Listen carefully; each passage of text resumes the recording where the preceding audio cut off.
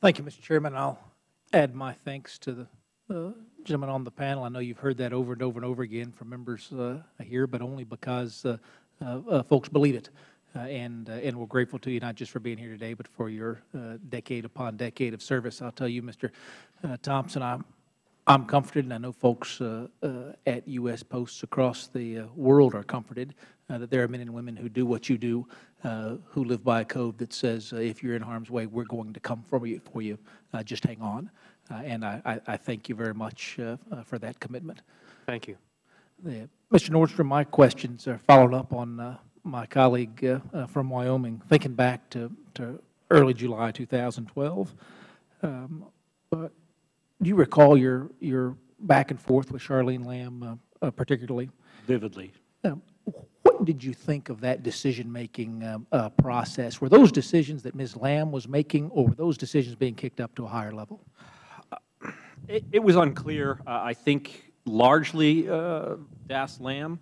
But one thing that struck me throughout the entire time that I was in Libya was a strange decision-making process. Specifically, again, the Undersecretary for Management in many ways was dealing directly with Das Lamb.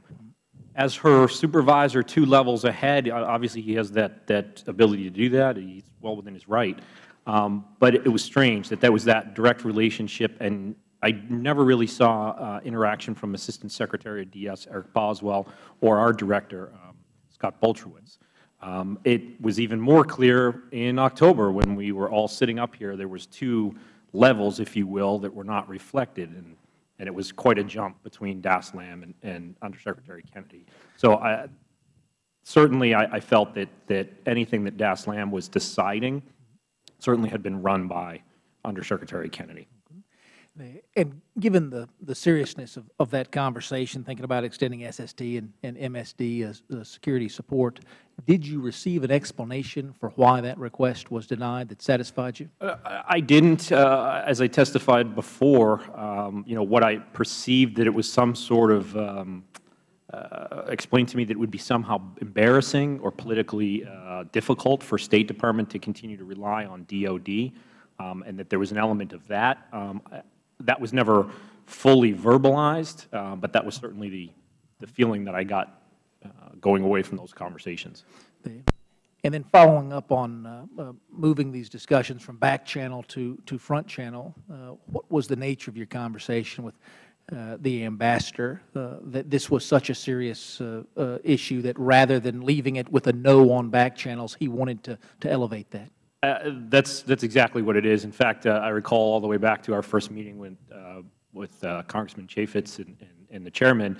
That was the question that I think they posed to me is, well, if you knew she was going to keep saying no, why did you keep asking? Well, because it was the right thing to do, and it was the resources that were needed. And if people also on the other side felt that that was the right thing to do, to say no to that, they could at least have the courtesy to put that in the official record.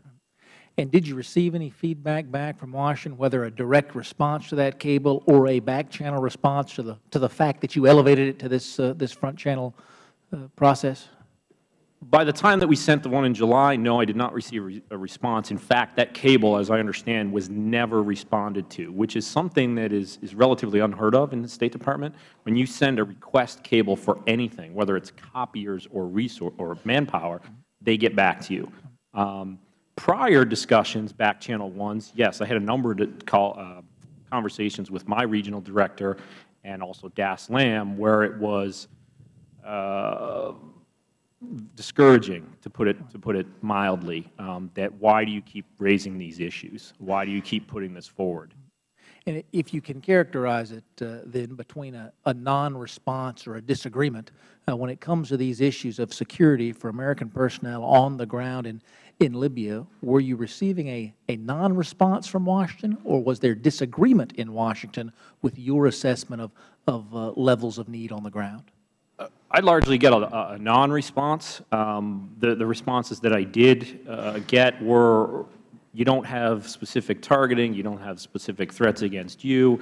The long and short of it is you're not dealing with suicide bombers, incoming artillery, and vehicle bombs like they are in Iraq and Afghanistan, so basically stop complaining.